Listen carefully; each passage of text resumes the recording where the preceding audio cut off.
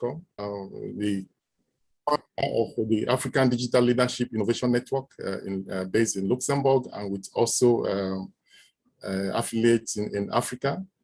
And also with me today is Mr. Marcin Jablonski, who is also a co-founder of the African Digital Leadership Innovation Network, and he is based in Poland. Marcin, you want to say something? Good morning, everyone. Good morning. For those who are not familiar with my person, I want to introduce myself. I am the Vice President of Chamber of Commerce Exporters and Importers. Me, myself, I work in Africa and the Near East since 2012. I work as advisor for the Egyptian government for transition projects. I was the mentor of the clusters in Tunisia, Morocco, the Lebanon. And also I'm committed in the Africa West, in the Côte d'Ivoire, Guinea-Conakry, Benin, in not only in digital projects, but also in the development. So this is, I have just arrived from the Côte d'Ivoire 2 days ago. So yes, so I have a fresh comments. Thank you very much. And of course, we know today we have our speakers who are dedicated interest and also joining us today. And we are still expecting Professor Jela Ezin, who is the founding chair of UNESCO. And today we also have Tunde Kalai, an EU expert on science innovation, and also member of the Living Labs in Europe and in Africa. Dr. James Muli is the academic dean of the European Business University based in Luxembourg. We have Adia, Dr. Adia from Tunisia, and she is also a research expert in adult education and other educational initiatives in Tunisia. Mr. Bart Cornel is here to join us. He's with the Enabel, and that is the Belgium Development Organization based in Brussels. We have Magnus Johnson on board. Is the permanent partnership lead, strategic lead of the Middle East and Africa, works for Microsoft and based in Côte d'Ivoire. We're also expecting Professor Majadin Agahan, and he will be joining us from Libya. We also have Mr. Bankole Oloruntoba. He's the CEO of the Nigerian Climate Innovation Center in Lagos, Nigeria, and is also an ambassador of the circular economy in Nigeria. We have Mr. Mark Adeboy, the Chief Executive of Ubande in Kenya, and IoT. We have Josephine Meliza, co-founder of Tuna Pandanet, a community network expert. We have Eric, who is the CEO of Wakama Incorporated and is an expert in edutech solutions based in South Africa. Dr. Ifriki is not able to join us today. He's excused himself. We'll get started probably with Dr. James, European Business University based in Luxembourg. Dr. James, please could you introduce yourself, and in 5 minutes, please brief us on what EBU is actually doing and your experience already in Africa and your other expectations, and in order to support the sustainability roadmap of e-education in Africa. Mr. James, thank you, you're welcome. Thank you very much, Kenneth. Again, my name is James Muli. I am from Kenya. I'm a son of the soil, and if I may say that. But let me also say that I am an educator. I have been in this business of education for, let's just say, again, over 20 years. And what we are doing here at the European Business University of Luxembourg is trying to flip the script. And I mean that quite literally. And that's what I'd like to talk about. But let me just say, first of all, so that you know who I am.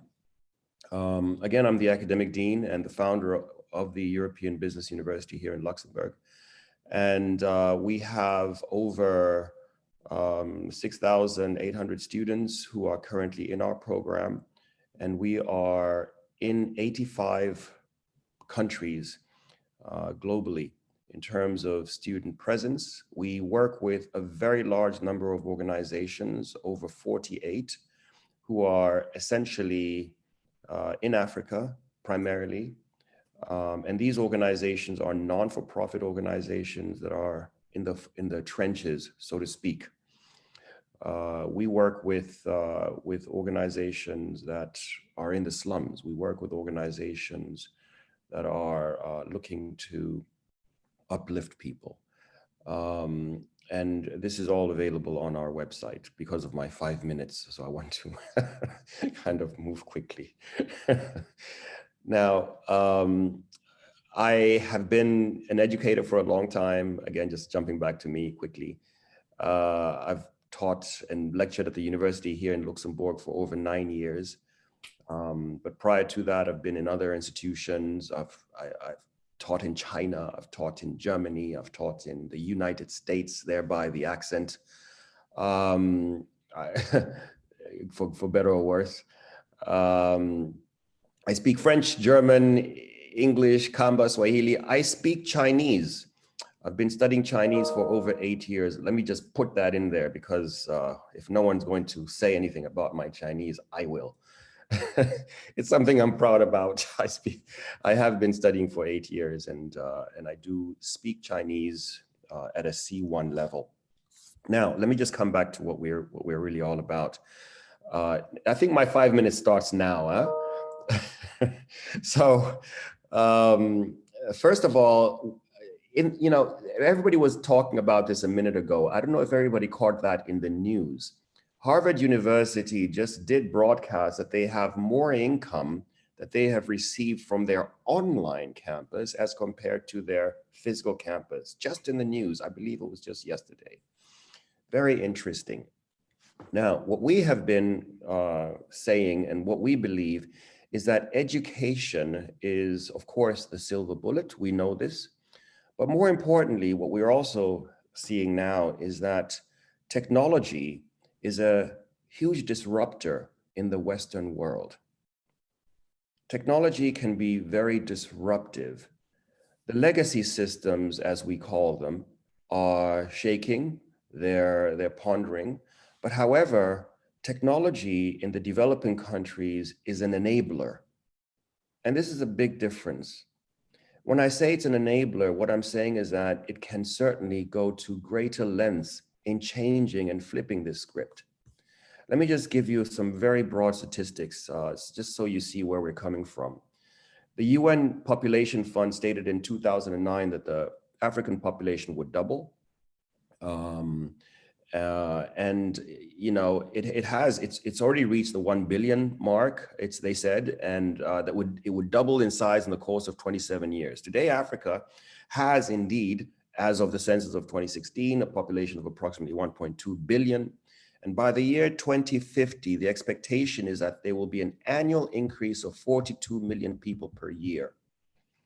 All right, so the total population will be doubled to 2.4 billion. All right, this is according to the United Nations, and this comes to 3.5 million more people per month. Now, what is also very interesting, and we know this, is that the median age of Africa is a phenomenon. Right? Currently, there is a projection that the median age will be 25.4 years by the year 2050, making it the youngest continent. What we say is the dilemma is that nearly 128 million school children on the continent, right? Of the 128 million school children, 17 million will never attend school, all right? And this is very, let me just give you a little bit of a picture here, because this means that 6% of the children in sub-Saharan Africa will enroll, only 6% will enroll in some form of tertiary education, compared to 80% in the OECD countries. 6% versus 80%. This is from the Brookings Institute, this data, and I'm sure you can source that. The UNICEF identifies the number one significant barrier to education in developing countries being direct costs, i.e., in other words, fees, right? Clothing, books. And what we are saying is that we need to flip this script, because I indicated that we have this enabling technology. In a year ago, we had 1,000 students in our program. Today, we have 6,800. We're projected to have over 10,000 students in our Certificate Impact program by September of this current year. We have decided that in order to flip this script, we need to have public education becoming free. So let's just think about that for a minute. Where is public education free? It's free in Norway, it's free in Sweden, Germany, Denmark, Finland, Austria, Greece, France. It's free in South America, it's free in Uruguay, Brazil, Argentina. It's free in Panama.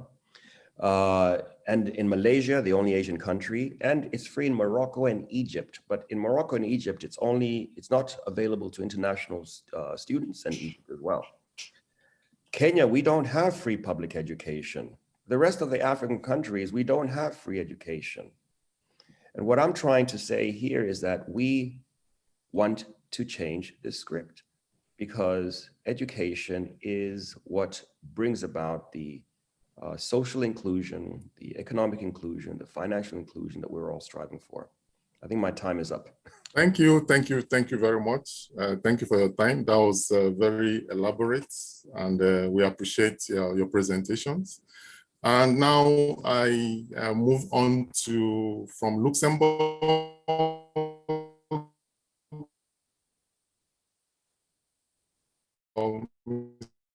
Mr. Bankole Olorutoba.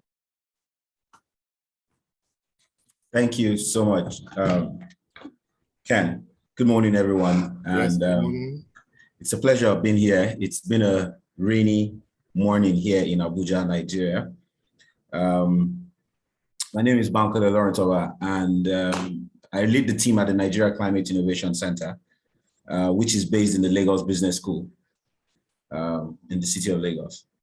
And it's quite a pleasure because Ken and I have had a few conversations around this, sharing information around pushing for more development, within the African context, and what are the types of models. And we see education as a very key component, of how that can be achieved.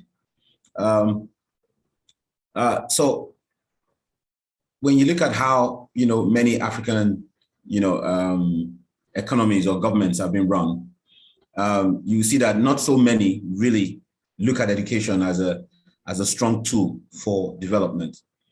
And I'm saying this clearly because I know that when you look through the budgets of many African countries, you see that what is being allocated to research and development, which education also forms a greater part, is about the lowest in many of these budgets. And yet this country is also demand, or rather requests, to see that there's a lot of development when there are too many shrouded reasons to why budgets for education is not taken seriously. So I think that when you look at the strength of Africa, as the last speaker has spoken, you see that that youthful population that is looking like a blessing to us can also become a huge curse. There are some participants waiting to be added. Okay. And these curses cannot just reside only in Africa. It should be around the world. And And I think that can you just add them, please? Sorry, Ken, your microphone is on. And so to be able to handle growth in education, the reason why online education seems to be the key. And this is just beyond just your your four-wall classroom. I'm talking about more functional education that sort of helps you generate income immediately. So one thing you need to understand also about the African youth is that we want to learn as well as we want to contribute. So in our course of learning, we also want to contribute, because it's almost everybody's dream, to get out of whatever level of economic demography or band they have been placed on, right? And so as everybody's, learning, they also want to contribute immediately. Now, the issue we find in things like this is it sort of impedes the kind of innovation you find are sort of pain-backed innovation, not more of research-backed innovation, because everybody's going through their learning and applying it immediately without wanting to think that further to see how this can become a long-lasting institution, in the right place. So if you flip it back to how things like this can be solved, we need to look at issues like curriculum. Now, curriculum is also a huge problem because, again, many curriculum of African countries are still based in the 80s, possibly, 60s curriculum. And many still, I applaud, I think the Kenyan government have sort of approved, coding curriculum to be part of the school, every school curriculum. And that should have, sort of ripple effect across other African countries. So when we look at the role of government, we look at the role of institutions, we will see how that affects the kinds of, educational model that is being developed within that state or rather country. But where the outliers come and where lots of this hope come, again, is the issue of online education. Now, what online education does to many, as many don't understand, again, is it still helps Africans able to still contribute, learn, right? So many would rather want to have an online while they keep their job, rather than having to quit the job to go for a full-time, maybe postgraduate, degree or something. They'd rather still want to keep that job because the essence of contribution is still very key, right? The essence of contribution is still very key. So if you take, the livelihood of someone and expect the person to learn completely, we are sort of like a communal community. If you are somewhere, you've got a lot of younger ones, if you ask me, who are right under you, also, going to feed off you. To us, it's not a bad thing. To us, it is responsibility, right? And so in the course of doing that, I can tell you that 8 out of 10 homes always have someone that they have to look up to or look down to so that they can continue that growth within that community. So the essence of having to contribute while you still build or learn is also very key. So, which is why I keep saying that the way we look at curriculum and how we juxtapose that curriculum to the cultural dynamics of Africa, like you have in Japan and other places, that will help us be able to build on the kinds of innovations that are domiciled to us, innovations that sort of resonates with the kinds of challenges that we face. So, so for us to be able to see how many of these platforms, will be very much instrumental, I will say that the being able to infuse some form of African context to other e-learning platform across the world will help everyone learn more about this, this beautiful continent, and as well be able to scale the kinds of educational innovation that we're looking for in this place. I think I'll stop there, Ken, and I'll let I'll hand it over to someone else. Thank you very much. You're on mute, Ken. Ken, you're on mute. Yes, sorry. I would like now to introduce Mr. Magnus Johnson from Côte d'Ivoire with Microsoft. You're welcome. Good morning, everyone. Thank you so much for having me. My name is Magnus Johnson. I am part of an organization within Microsoft, which is called Microsoft Philanthropies, which is basically Microsoft CSR arm.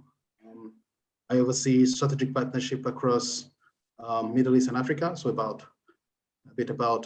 70 markets. I joined Microsoft like 10 years ago, focusing on impacting lives of thousands of youth, accessing technology to realize their full potential.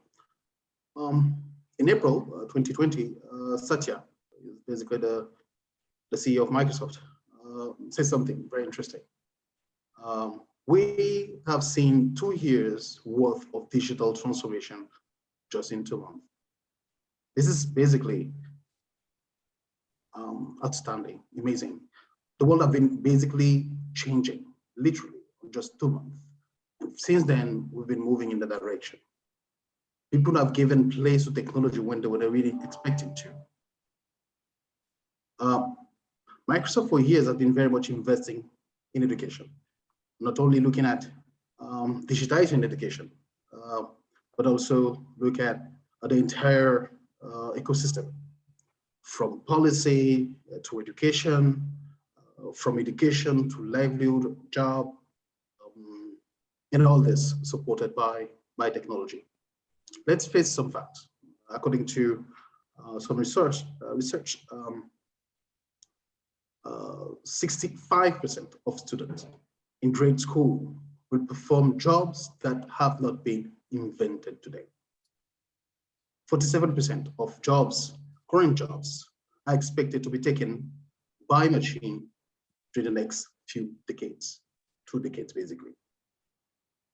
Only 33% of the world demand for employment in technology skills is being met today.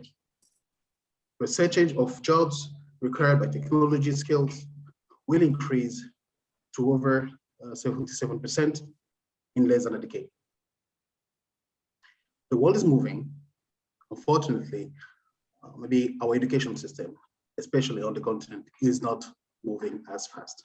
Though there's a lot of progress that have been done in that regard.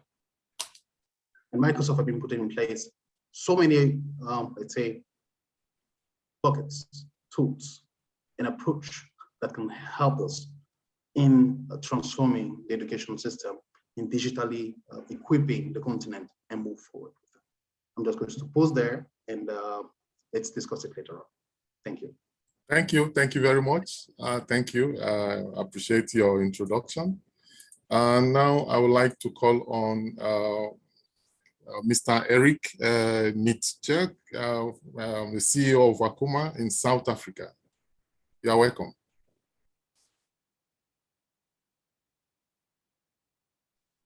Thank you. Can everybody see my screen? Yes, yes, please, yes. Wonderful. Thank you.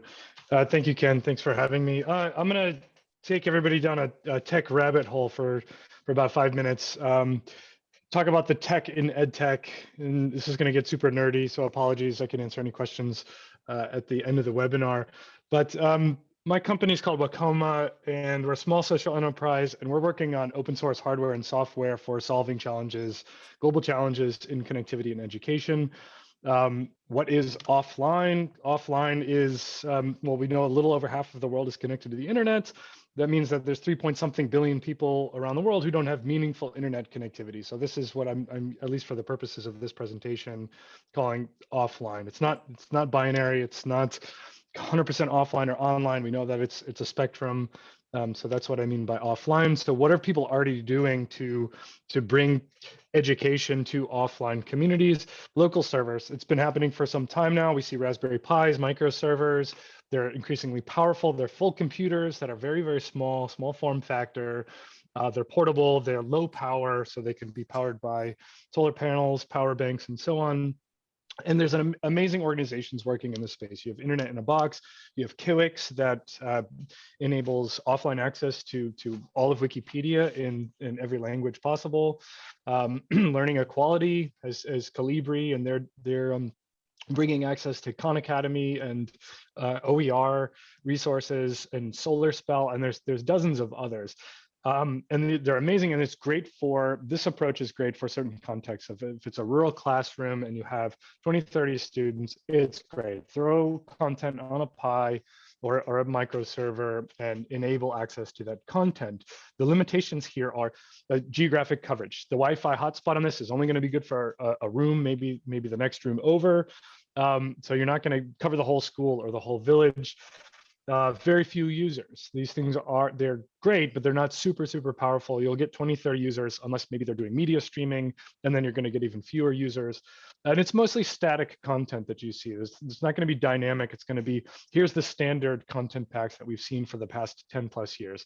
TED Talks, Khan Academy videos, offline Wikipedia. Most of it's in English. Some of it can be localized into different languages, but for the most part, it's static content. The other thing is that it's not collaborative. It's not, there's no communications. It's not participatory, which I'll go into more in just a second.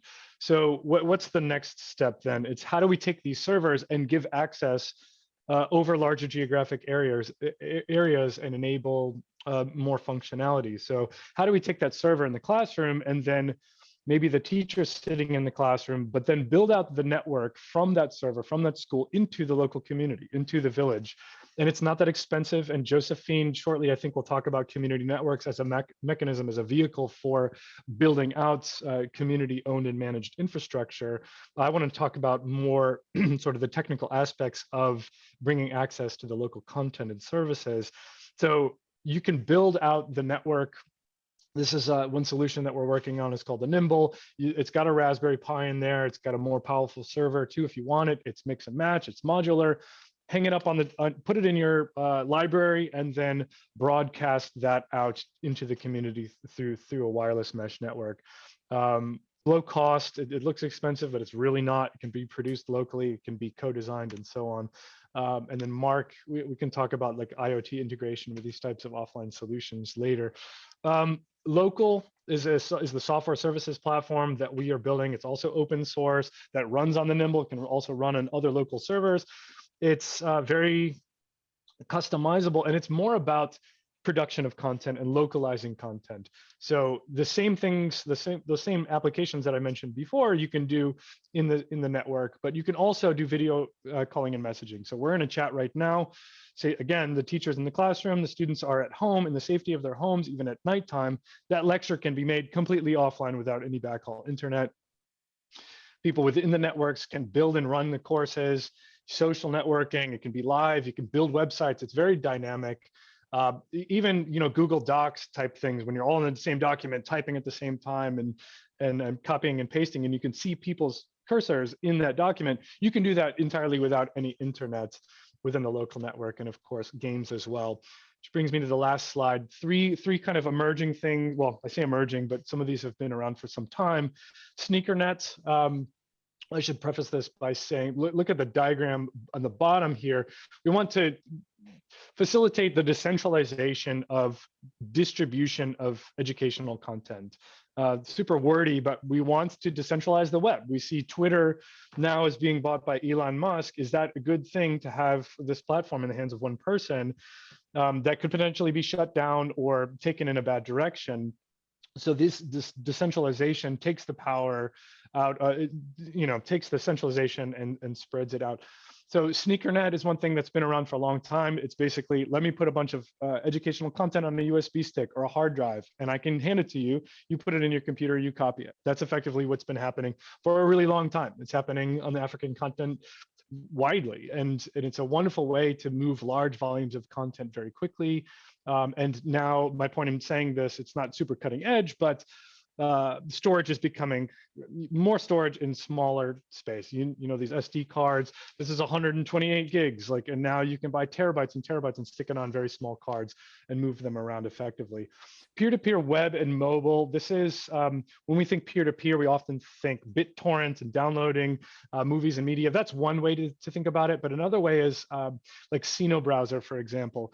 My phone talks directly to your phone. You're in the same room as me. I want to send Josephine a message on WhatsApp. Why, if we're standing in the same room, do I have to send her the message? It goes to the internet. It goes through Mark Zuckerberg's server and then back down to Josephine's phone. It doesn't make sense. We're standing next to each other. I should be able to send you messages, send you content, communicate directly.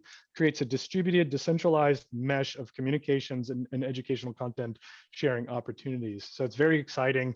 And it's not just phone to phone. I can, maybe Josephine, I know is going north of the village. Well, I can send a message that she carries through her phone, and then her phone connects to 10 or 20 others. So it disseminates that information very quickly and efficiently in a decentralized manner. Thank you very much. Apologies. Okay, thank you. Sorry. Thank you. Cheers. We'll come back to you again. Now, I would like to call on Professor Gel Ezine, the founding chair, holder of the UNESCO chair on STI policy and the director of Smart Labs Systems in Tunisia. Mr. Professor Gel Ezine, you are welcome. Morning, everybody. Thank you for this invitation. Yes. And, I can see also some friends with us in the meeting, which is such as Tundi and Monder, etc. So thank you very much for this invitation and for this very, very important topic. Well, lately there has been, especially after the pandemics and the fact that we've been pushed without really much planning for it to really jump into the wagon of distance education. And people have been doing whatever they can to actually save the education and university from this pandemic. However, you know, such kind of meetings tend also to focus almost exclusively on the technology or technological part of this challenge. While this is very much acceptable and needed, because technology is here, technology saved us in a very, very, you know, significant way, especially during the last 2 years. But I have the feeling that somehow we are not paying enough attention to the education itself. You know, be it from a pedagogical point of view, or most importantly, the harmonization, if I may say so, between our technological advancements, whatever we've discovered during the pandemics, and the education system. One big issue here is that, you know, if we just continue teaching as we've been doing for the last, you know, century or more, and just including technology, I don't think we will be really advancing on this level, okay? I don't think we'll be making our education system better by just introducing technology. And again, as an engineer and as a technology policy expert, I fully support the technology. But we need to marry the technology with the needs of the education system, and even what I would call the new needs in our education system. Let's face it, today, with all the existential challenges humanity is facing, be it climate change, be it ecosystem collapse, be it pandemics, shows us that our education system has failed. It's as simple as that, okay? And the grown-ups have failed. And consequently, the younger generation look at us as those who really, sorry for the word, screwed up their planet, and will leave them in a dire, you know, situation that we caused because technology has been running the show, okay? So, and we all know that, for instance, for the last couple of decades or so, humanity has been plunged into a tsunami of information. You know, in 2016, I believe I was reading in Nature or somewhere else, humanity produced as much information in 1 year, in 2016, than it produced during its whole existence. It will take any one of us 64 years to go through, you know, the internet, to just surf on whatever was produced in one day. So here we are confronting really a humongous challenge. And we cannot just, you know, take it from the e-learning side and forget about these very, very heavy trends and drivers of our new existence. So one fundamental element do regard this tsunami of information is, for instance, the role of professors in the teaching system, in class, as well as the engagement of students.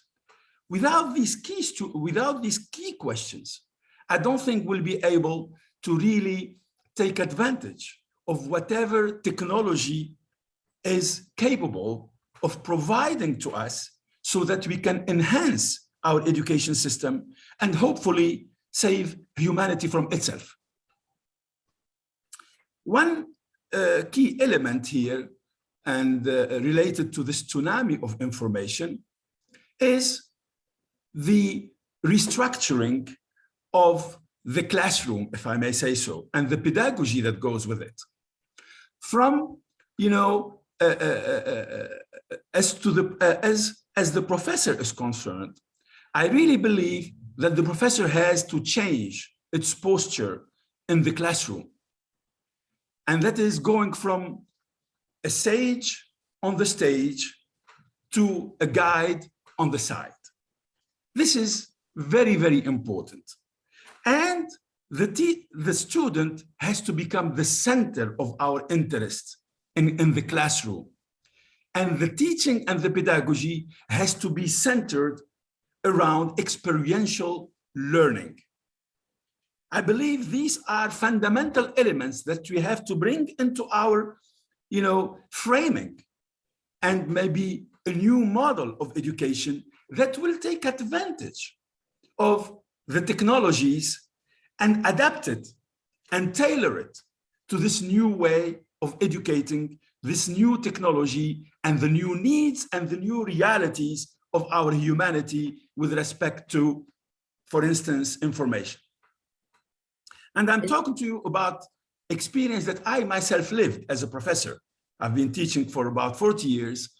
And to tell you the truth, the experience I had during the pandemic was a joyful experience, if I may say so, from the e-learning point of view. I was very skeptical to really jump into the bandwagon with everybody into Zoom or WebMeet or Jitsi or what have you. I was very skeptical, but I had no choice. But I discovered that it really had many, many positive side effects, if I may call it so. Of course, you know, as we are experiencing it today, in this moment, the face-to-face, the real face-to-face can never be, you know, replaced by Zooming or what have you. But it really works quite well. You know. Thank you, Professor. Thank you. Yes, thank you. We'll come back to you, definitely. Thank you for your presentation. It's quite interesting. And now I would like to call on Tunde. Please, you are welcome.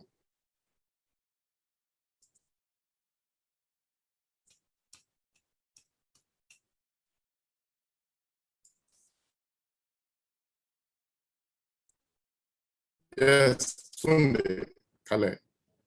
Your mic, please. Yes, do you hear me now? Do you hear me now? Yes, I can hear you. Okay, yes. thank you so much to invite me. I arrived to Africa 17 years ago, to South Africa at first, by the invitation of Pretoria, Technicum Pretoria. And in the last 17 years, I had many opportunities to teach and also to attend in lots of European projects and writing European projects, especially related to the education and ICT technologies.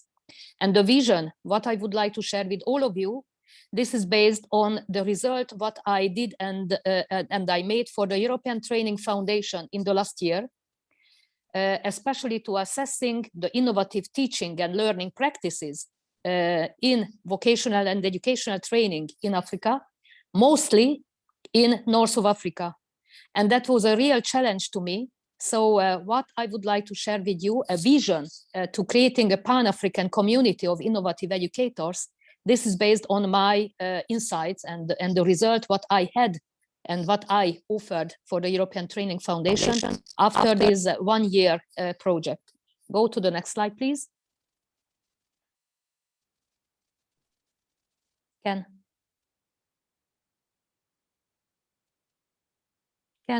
Yes, I'm there. Yes, next slide, please. Next. This? Next one, next, the next one.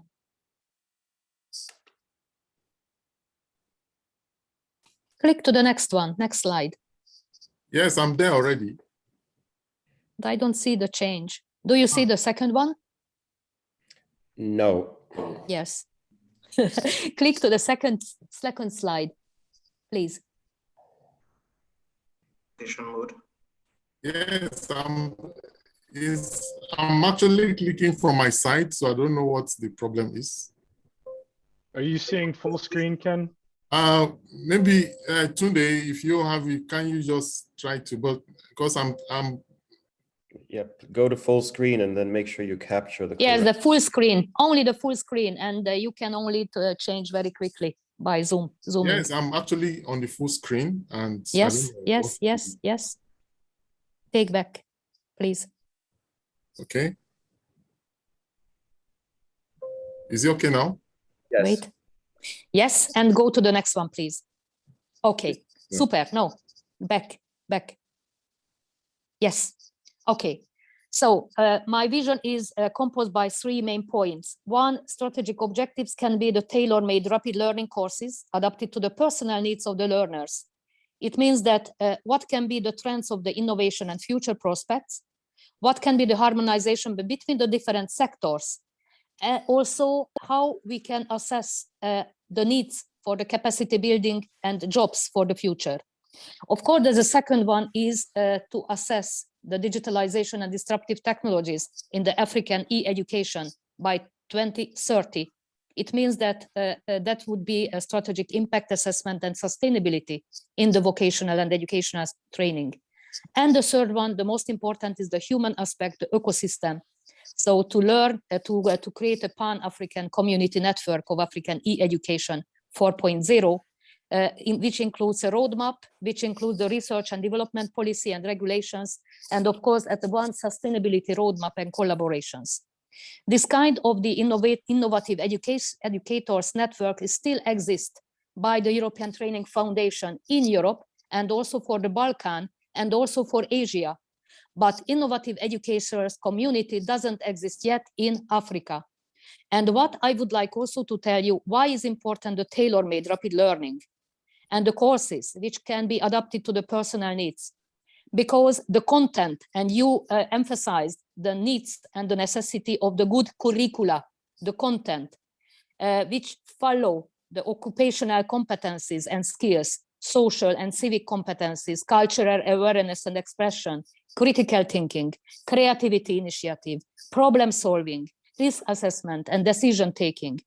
Those are about the learning outcome.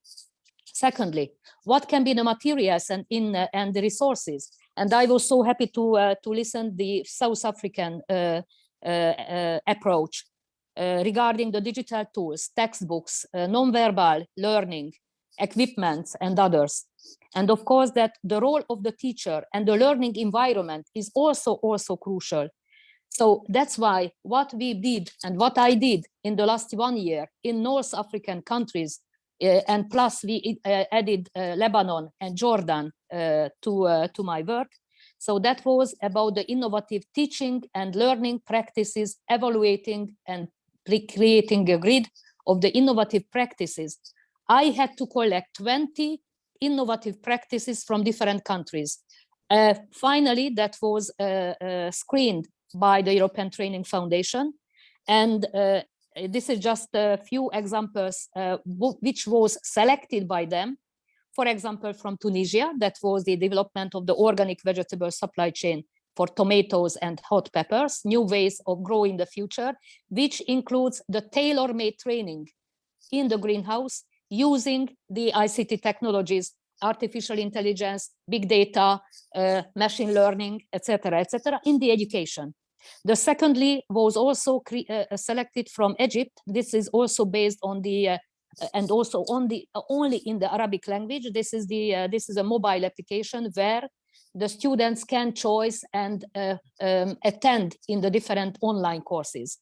That was again another one from Tunisia, from Tunis, where I also participated to creating a living lab in the digital art and animation and gaming and interior design using the ICT technologies. And also from Egypt, they are working and doing every year a local, regional, and international IoT and AI challenge, which is based on the robotics. And this is also very, very interesting as a best practices. Okay, go to the next one. Next slide, please. Yes. So as you see, this is a kind of the ecosystem where we can say that the environment is very important, the assessment and result of the needs and adapting the needs for the learners, and also objective, desired, expected outcomes, which is all the time the core and focus in the new curricula. And of course, that the outcomes can be also make a follow-up or feedback because the innovative practices can be always in the focus on the national, mainly on the national vocational and educational training. Okay, go to the next one, please. I think yes. Okay, we arrived to the end. We arrived to the end. With some specific questions. Kenneth, I arrived to the end of the vision. So yes, the vision is to create a network of innovative teachers, and of course that will be related to the adaptation of the needs in all kinds of the technologies and content. Thank you very much. Thank you. Come back to you. Now we'd like to call on Josephine Meliza from Kenya. You're welcome, please. Thank you. Thank you, Ken. I'll request to keep my camera off just to save on bandwidth. Okay. Yes. So thank you for the invitation. My contributions today will be on bottom-up approaches to meaningful connectivity. And foundational to our discussion today is the issue around access to affordable and reliable internet access.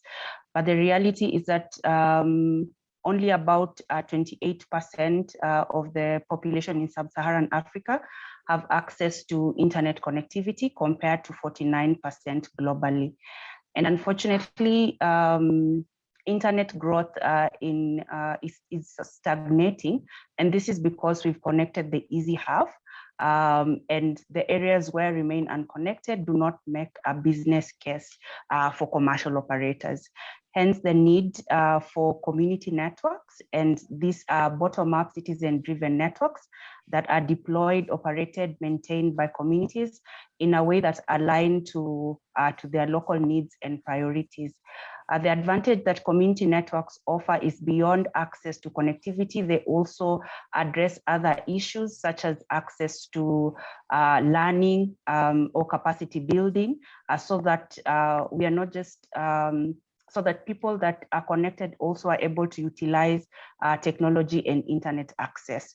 So we have quite a number of community networks in Africa, over 22 currently, and there's support their communities in different aspects. This includes building of local digital capacities, hence promote the driving of adoption of technologies, training and developing of a skills workforce in local communities, hence contributing to livelihoods, as well as fostering local innovation, such as the development of digital platforms. So it can be things that to do with cultural preservation, or also just education platforms or entrepreneurial platforms. So I just want to share 2 key reflections as working with communities. And these are because we work with grassroots communities, this includes schools, as well as just like the youth in the different communities. And we learned that when it comes to even the platforms, there's need for them to be able to adapt to the local context in a way that allows for meaningful two-way interactions, whether it's between the learners or the teachers. Because when we look at how learning has been happening in the African context, is that it's very conversational. And so even with the technologies themselves, they also need to adopt to how learning was done in the past, but also currently, so that it's not things that are far removed from the local context. It's also important that we look to create a dynamic ecosystem. It's also important that we take a dynamic ecosystem approach so that we are bringing different stakeholders, whether they are in the educational sector, so that we are able to align our capabilities as well as share resources in order to accelerate the effort. So from the room, today we have different skill sets. We have people in research, people in the development of platforms. So if you're able to take an ecosystem approach so that whatever solutions we are coming up with are actually relevant to the different communities that we are targeting. Then lastly is the issue around the need to build local capacities. I remember when we started our network in Kibera, that is an informal settlement in Kenya, in Nairobi, Kenya. One of the challenges we faced was not just in the deployment of the technology itself, but actually getting the people in the communities to be able to understand the value that this would bring them. And going to schools, for example, teachers, you find that teachers, especially in the Kenyan context, they are overworked, underpaid, and so they don't want additional work to already their strained effort. So if it's a solution, they want something that it's very easy to learn, very easy to adopt in a way that it reduces their work, but not adds additional struggles to their already dire environment. So understanding that they play a very critical role as to whether these solutions will be adopted. And so we need to support them in terms of development of the digital capacity, as well as we develop digital and pedagogical tools that will enable teaching to go on effectively, whether they are in person and or remote settings. So there needs to be also a marrying of the remote type of learning environments, as well as the in-person learning. And beyond that, it's also looking at the role that parents play, especially with the pandemic. We saw that most of the learners had to stay at home. And so parent involvement becomes very critical as to how the solution will be well adopted and utilized. So we need to put and also prioritize strategies that are able to provide parents, to provide guidance to parents and equip them with the tools that are required to help them in supporting their learners. Thank you. Thank you very much. Thank you, Josephine. We'll come back to you during the discussions. Now I would like to call on Dr. Hedia Salami from Tunisia. You're welcome.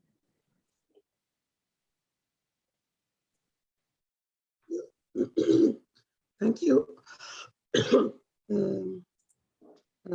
Could you please, the slides.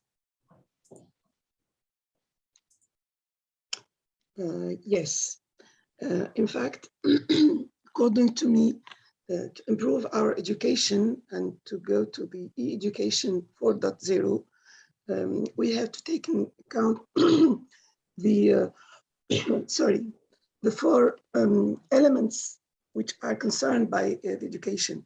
The four components, which are the learner, the teacher, the environment, and the content.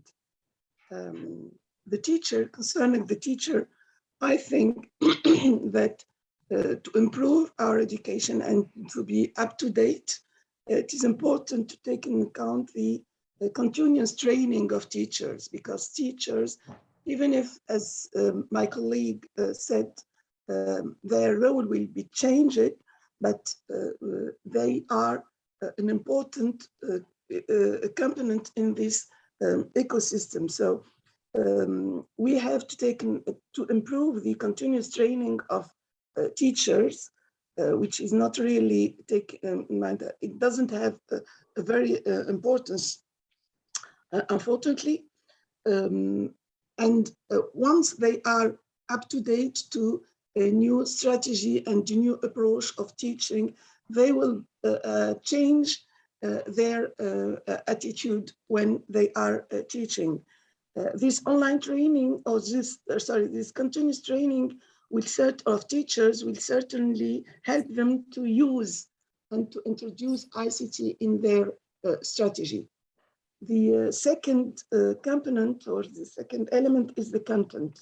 As mentioned before by some colleagues, the content is very important and it should be up to date, but we shouldn't miss that this content is not, should be specific to each country, to each lack of knowledge. And we also, or what I propose is to use more, not only the e-learning, I mean, not only the ICT, but also a new strategy, which is the collaboration online international learning via projects or via what is nowadays called laboratory. The third component is the learning environment. And when I introduce learning, or when I present learning environment, it doesn't mean schools or classical schools. It may be classical schools, it may be learning management environment, it may be also non-formal environment, which should be taken into account, because nowadays students or pupils use it as a resource of information and of learning.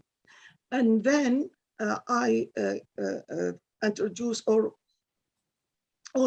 I present the students, which are the main component or main element in studying, as my colleague said. It is true that our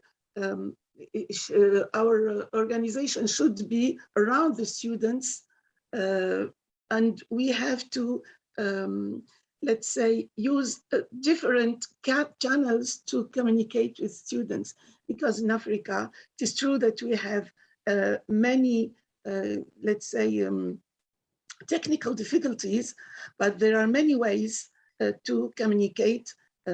We should also use the old channels with radio, TV.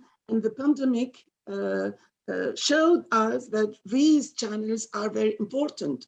We discovered that many countries, essentially in Europe, use the TV or TV channels to communicate with students, essentially in the primary level.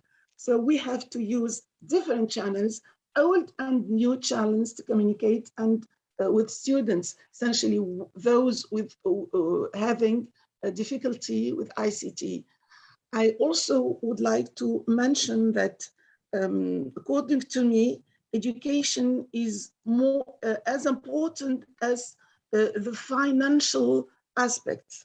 So I just would like to mention that in Africa, the financial aspect, or the e-money, that's what it's called, or e-currency was the problem of e-currency was more or less reduced with what is called the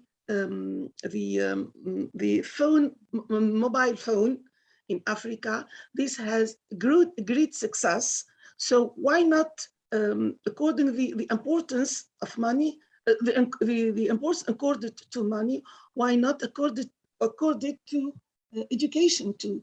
So for some countries or for some environment where ICT is not available, we can use other channels as money. So the digital, let's say, channels may be used or women may be inspired for this from these experiences.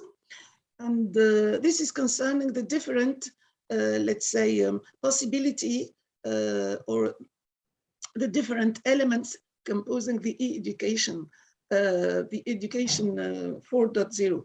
I should also mention that having difficulties or having the ICT difficulties shouldn't discourage us from taking into account the new technology such as virtual reality, augmented reality, and so on, because Africa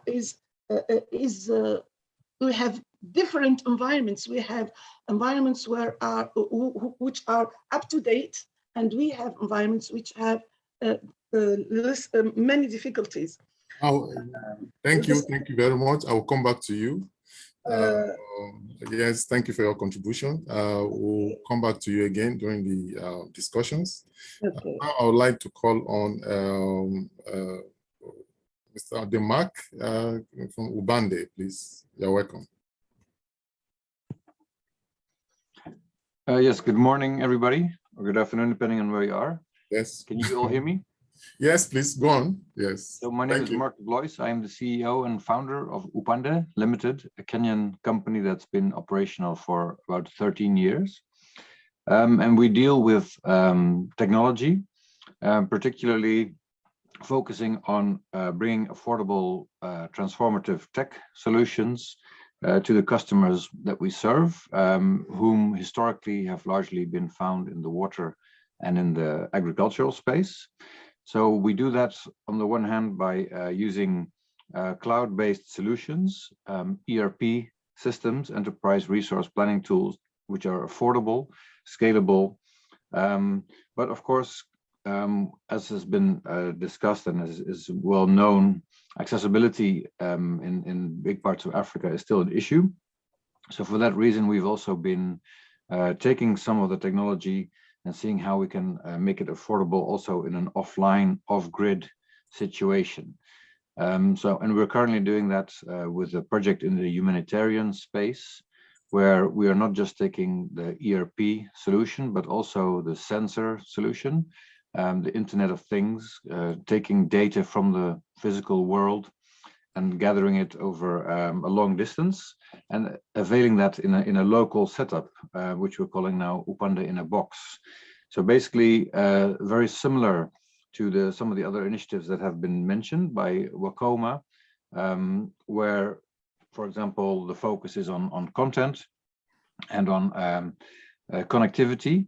But in our case, what we're offering is functionality when it comes to the ERP, as well as also the IoT, the Internet of Things, for gathering data about the physical world, which can still work in an offline, off-grid setup, gathering data over 20 kilometers or so by default, but also with some of the peer-to-peer opportunities that are presenting themselves. A mesh network can also be built out, even in areas where mobile network operators traditionally don't have any coverage yet.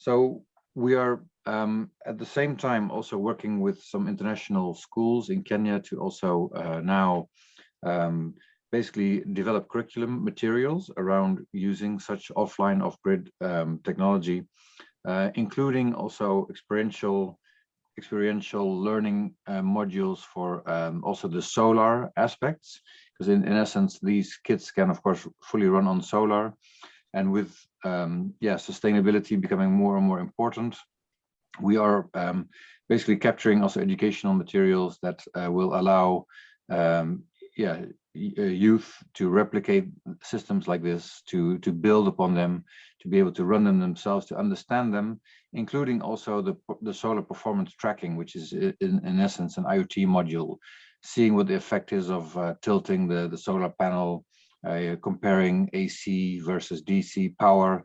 How can you basically maybe displace as much water as possible with either the AC solution or with a DC solution, and really from an experiential point of view, letting the students learn the benefits of each of the different setups that a solar system can also provide. So, because we are aware that, as much as there's new transformations going on, the fourth industrial revolution is upon us. Connectivity is still very much a problem. So in Africa, it's estimated that about 22% of the people have internet. In some countries, it's a maximum of about 42%, but there are countries like South Sudan where only 8% of the people actually have access to connectivity. So there are still very big steps to be taken. And of course, companies like Google and Facebook and Starlink are all fighting for market share, but it's hard to know exactly when that connectivity will be there, because an estimated $100 billion is still required before now the universal internet access can be obtained according to the World Bank. So in the meantime, there's still a big need for hands-on, offline, off-grid education.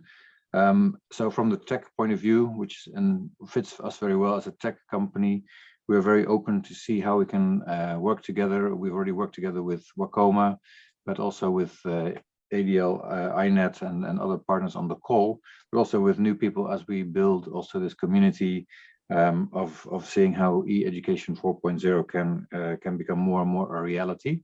I look forward to the further discussions and deliberations. Thank you. Thank you very much. I appreciate your presentation. And now I think we have covered all the speakers. So right now, I think we're going to our discussion session. And now I would like to bring our attention back to the focus of our discussions today. And of course, to see how we can contribute towards the sustainability roadmap in Africa, and what exactly is missing, and of course, what can we say, especially in respect of leveraging, harmonizing elements between the social space, the industry, and the academia, and in the government circles. So who is doing what, and how do we encourage this harmonization? And of course, with the questions which we have gathered from various engagements in the ecosystem, I would like now, probably I've shared these questions already with you. And would like to take the first question, which is very, very important. And this is, are you in support to have e-education replace the traditional in-person classroom in the future, or to complement, taking into account the rising reception of online study recently, especially during the pandemic? So I would like Professor Gel Ezin to take the first shot. Thank you. Is Professor online? Yeah. Thank you. Thank you for your question. It's, I believe, one of the key questions of this meeting. Again, many of our panelists here spoke of the fact that access to the internet in many parts of the world, is missing, especially in sub-Saharan Africa. So that is an important issue we need to keep in mind. So if we go, full force towards e-education, while keeping maybe half of the students outside of the system, that would be really a huge mistake. So we need to think really deeply about this issue. But coming back to your question, my experience, and I'm going to talk about really, using distance education, discovering, distance education, and trying to adapt to it so that we can, take advantage of it as much as possible. I fully, you see, for the last 20 or 30 years, this e-education thing was there, and we've seen so many formats of it. And one of the latest, not that new, but relatively new, are the MOOCs, for instance. So at the beginning, we've seen really a great hype about the MOOCs, and many people produced these MOOCs, and even, of course, many students took classes through these MOOCs.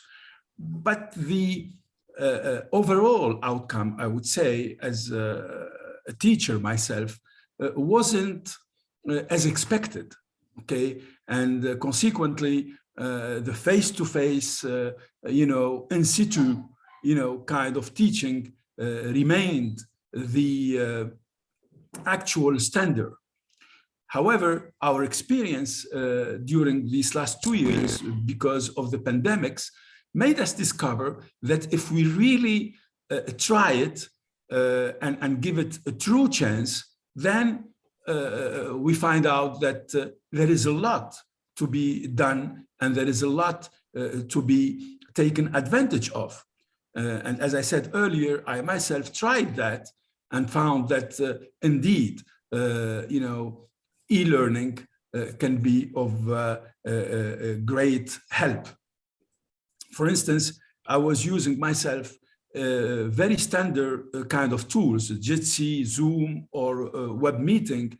And as a matter of fact, being on the net, being on my laptop, as well as my students, made it extremely helpful, for instance, and useful to really go to the internet or ask my student to go to the internet and look up, some issues, pull documents, videos, and consequently have a better illustrative capabilities than being in the classroom and maybe doing it, in the usual framework.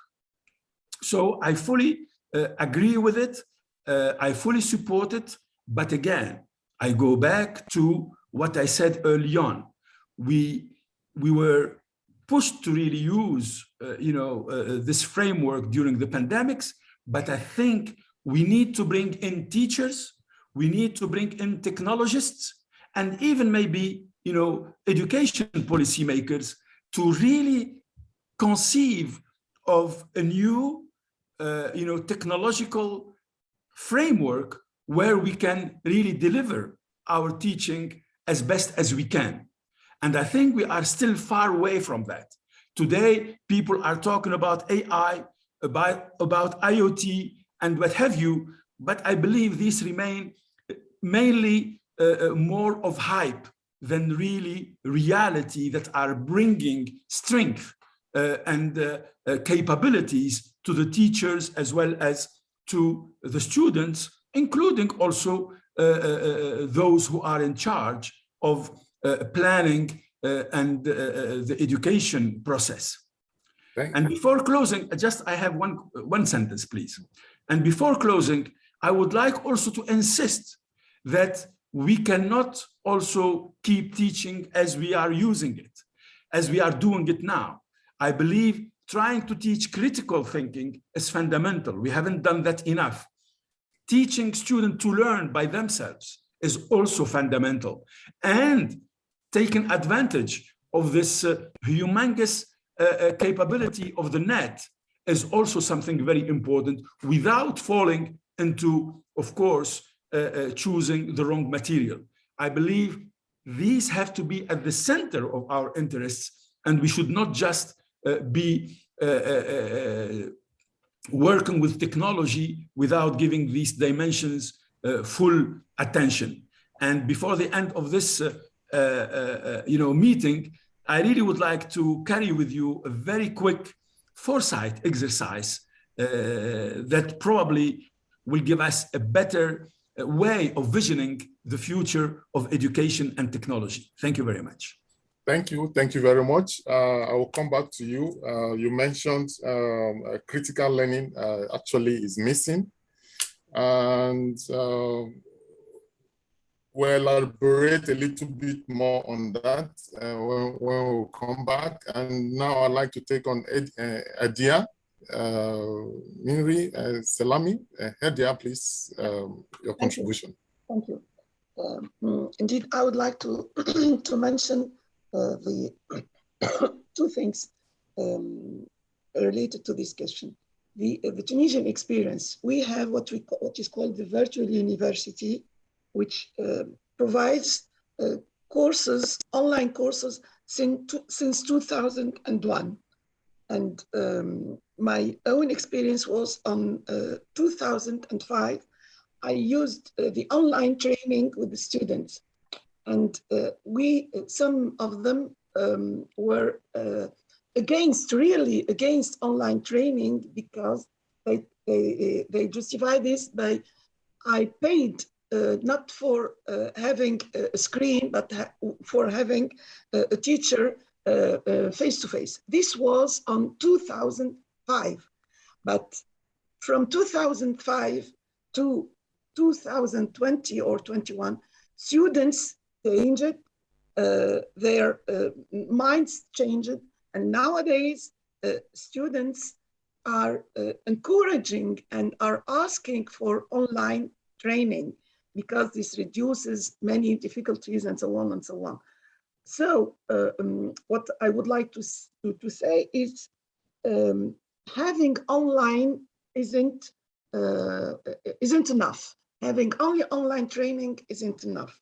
Having what is called blended learning is really the ideal strategy, but this couldn't succeed without policymaker encouragement, because I told you since 2001 we have the virtual university, but pupils and many teachers were not engaged in this. This why? Because they were not convinced.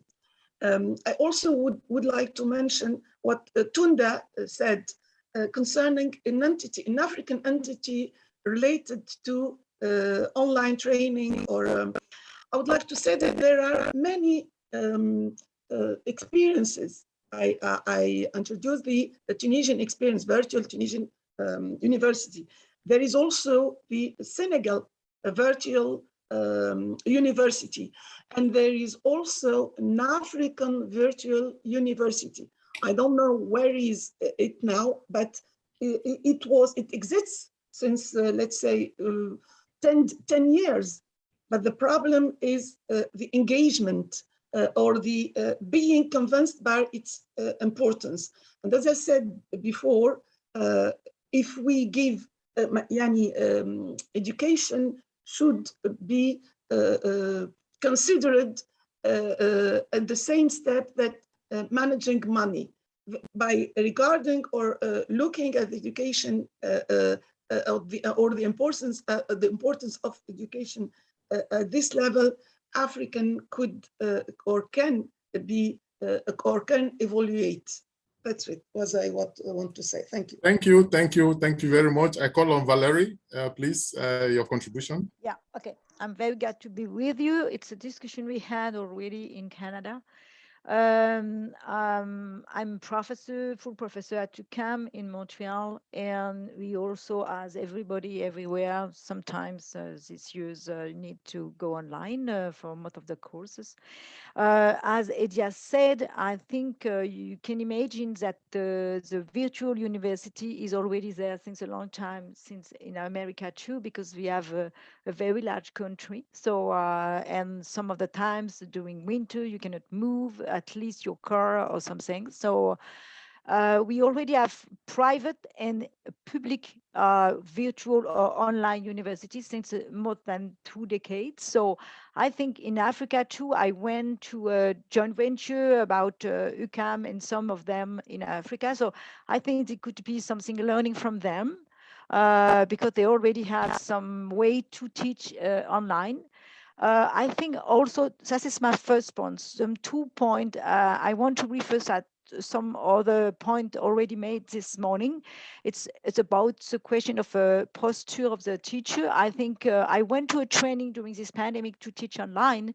And one thing I remember is we are not a teacher, we are even producer. So this is my my favorite action to remember. We are even producer. You are not a teacher. So we have to think another way to teach online. That's true. And as a first point I want to make, it's also related to what Eddie has said already. It's about blended teaching and or hybrid teaching. We already have made a lot of studies about what we should do. And it emerged from the students in America, in Canada, and also what I've already have done in France too. It's emerged that we have to keep classroom from some special events like experimentation or like a different type of simulation or say youth play, something like that. For also social aspect, because most of the studies already done about online teaching and so on, or learning from the people engaged in this type of things, is they don't have access to social life, and that's a problem. So I don't know what to do about that, but I think it's very important. I went and I work already in Africa, and you can imagine what that means, social life in Africa compared to social life in Canada. And I think the social life, I know that the social life in Africa is more richer than in Canada most of the time. So I think we have to think also about that. We didn't speak about the social aspect, but I think it's very important. That's my point. Thank you very much. Thank you. I call on now on Magnus Johnson, please. Thank you so much. A very interesting question. I mean, maybe I will start by saying that digital transformation is about people, right? It's about how can you enable people to do more leveraging technology. So basically, people is at the center of it. Whether we bring it online or offline from an educational standpoint, is always important to remember the component of human in this mechanism. And we do believe that when we do understand that the method that we need to put in place in the continent should suit the continent, the needs of the continent, the need of the people, looking at what have been done and how can we do it better, looking at the power that we can bring in leveraging technology. And one of the key things that we've been actually looking at doing is how can we simplify the process of learning, making the process of learning suitable to the 21st century and the new changes to the fourth industrialized revolution, taking into consideration as well that what students are learning in school and the method that is used for them to learn in school is should be definitely what they're going to see when they join the company. Remote work is basically the future of job. So basically, the way people used to work before is no longer the same way. People are really considering remote job as a strong component of how livelihood should be taken into consideration. Looking at how future of job is taken into consideration as well, like things like freelancing, etc., as a way forward for youth. It's important to look at the training aspect, being online, for them to have that spectrum of understanding and learn knowledge, and also the spectrum, the component of having as well the offline component, which is also key. But whether you're going to be online or offline, there's also quite a bunch of things that need to be addressed, going from policy, how we ensure that what we're teaching and what we're actually doing, putting in place makes sense and resonates with local reality, And when we're considering, when we're doing some research back then, we noticed that only few countries in the continent actually are putting reforms that are really suitable for e-education, taking into consideration e-learning, etc. in the mechanism. Thank you so much. Thank you, thank you. Now call on Tunde, please.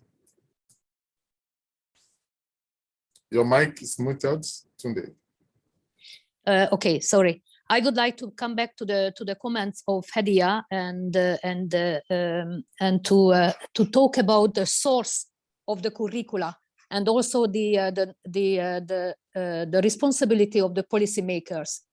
Because when I was in Tunisia several times and we had a discussion, for example, about the Tunisian higher education system, we realized, and also since in the last year's work with several countries, I realized that when a donor organization coming to Africa, like from any European countries, they bring themselves the content, the curricula.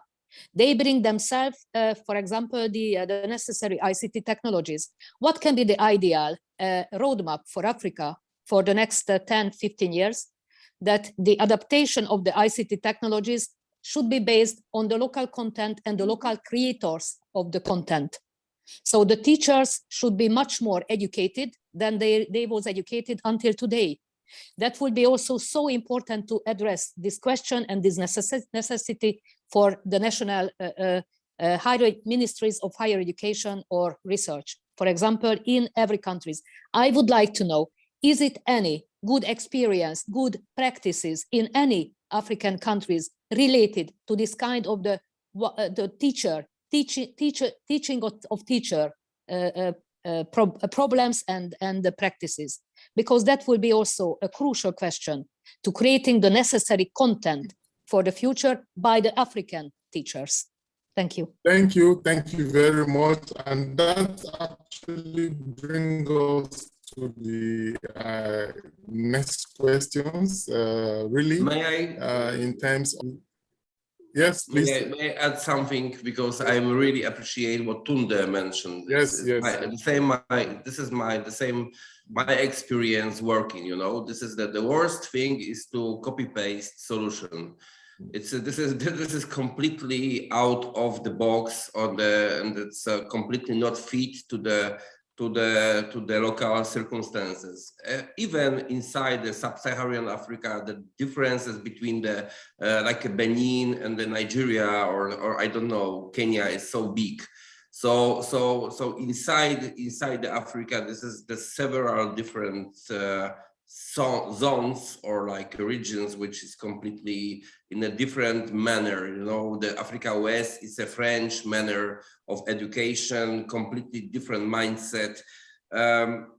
But what I wanted also, the Tunde indicated on her presentation, or indicated in her presentation, is that what we miss really, we miss the real strategy of country, which the roadmap of which should indicate the way of the process of the achieving some goals.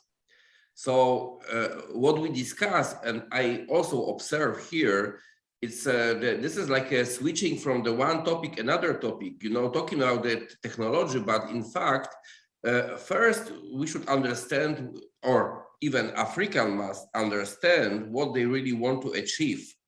And I've been in Côte d'Ivoire, and I have a contact with Mrs. Linda Valle, which is from the Foundation for Young Entrepreneurs in IT. But it's located in Grand Bassam, so Magnus Johnson should know this place. This is the Technopark. And then what we discuss is completely out of any policy, national policy of development. When we discuss with the policy makers, we discuss about the certain problems without any tackling of any certain basic problems. So what you want to achieve, where you want to go, what you want to achieve in the long run. how can improve the society. This is like this is very important. This is the lack. That's why I mentioned in our early discussion before we started. But I think this is the also what ADL Innet should deliver to the to our partners. We should deliver the approach. How can we develop that this process of education, and how can introduce the education which will bring the added value to the society, to protect, to prevent people from moving out of the Africa, to stay in Africa and disseminate their knowledge and to have an impact of local society. In Africa, when I met people in Côte d'Ivoire, they discussed, we are waiting for the visa to France and we move out. We are waiting for visa in September and we move out. So who will stay in Côte d'Ivoire? That's why I think this is about the strategy and environment, the system for development, and that the understanding that it's not like a particular interest of every person, single person, like a politics. I've met with mayor of Cocody, Mr. Yasse. I've met the mayor of the Azagi. I've met the mayor of Abobo. I've met the mayor of Plateau, and there is no one common interest. This is the single interest of every person to develop their own business. So if we are not be aware, and Africa will not be aware, so they will be not able to deliver their own content, because the content is based on the on their expectation and the plan of development. That's why this is very important, Tunde. And I think it's very difficult at the same time. So not to solve the single problem, but to solve the complex or to deliver the complex vision of development of the country. So this is my contribution. Sorry for. Thank you very much. I think really what you have said is also in line with the questions I actually want to ask next. And this is that there are several e-education, e-learning platforms springing up in Africa, is there a mechanism that could help in order for us to see if the content delivery is being regulated in respect of in supporting Industry 4.0 journey in Africa? The content, really. The new startups, entrepreneurs, or springing up, deploying e-learning, are they under any supervisory authority? And this is actually very important in order for us to be able to track the content delivery. Are they in line with the Industry 4.0 journey, especially in Africa? So that is another point which I think we should discuss about. Anybody interested to take up on this?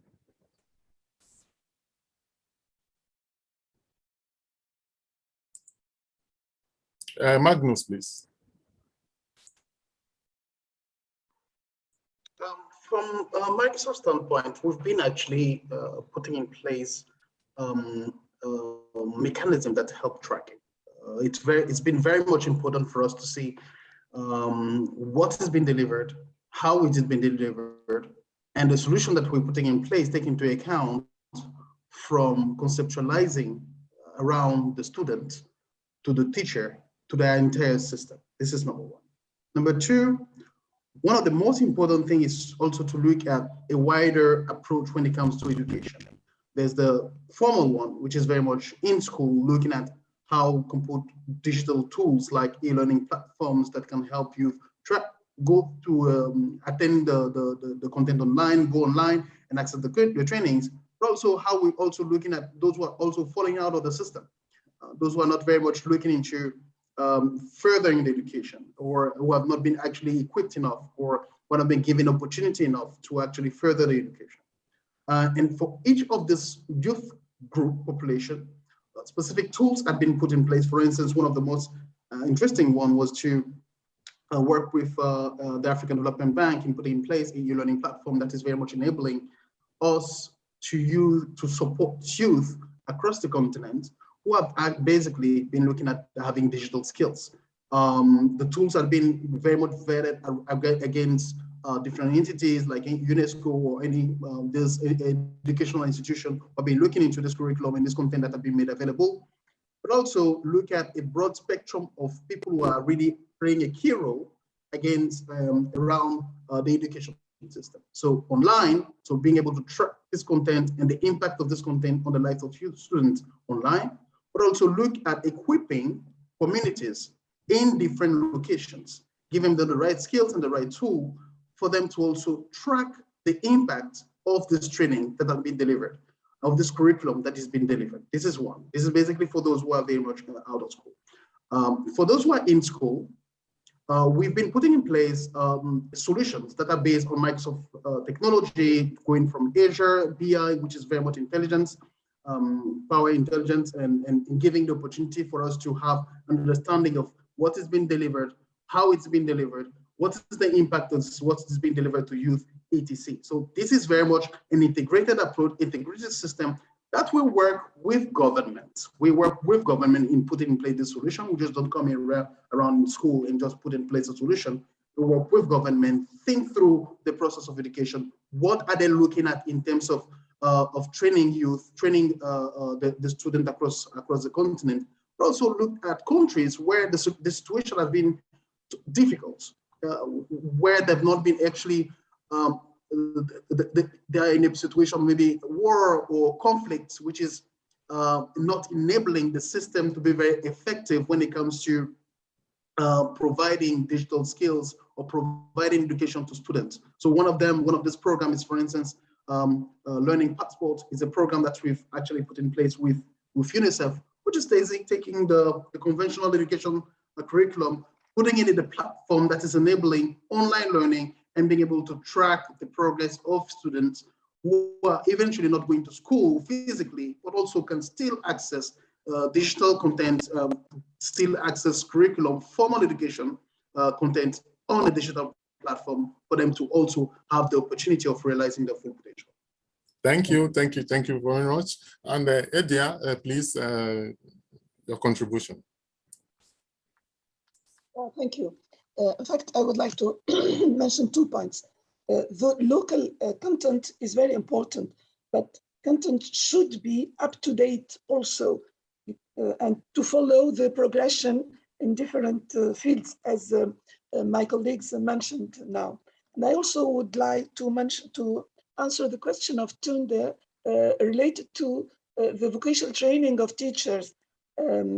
I would like to present the example of Tunisia here. We have an institute which is called Institut Supérieur de l'Éducation et de la Formation Continue, which is essentially dedicated to the training of teachers in the secondary and the primary schools. However, I had the opportunity to teach such students, let's say, in master degree, which is called New Technology of Teaching. And my experience is after the pandemic, teachers now are asking that courses become online because it is more comfortable for them. But the problem is that these courses are not compulsory for all teachers. So to have our teacher up to date, policymakers should oblige them because, to be up to date, to have to subscribe or enroll in master degree.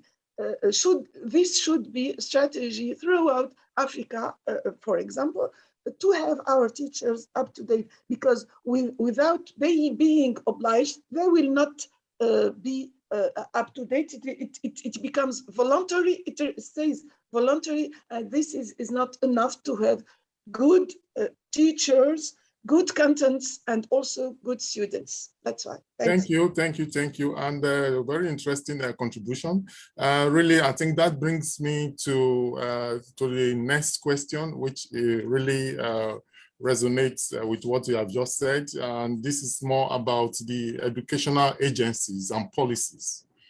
The situation today, are they really in line, aligned with the objectives of Industry 4.0 education in Africa?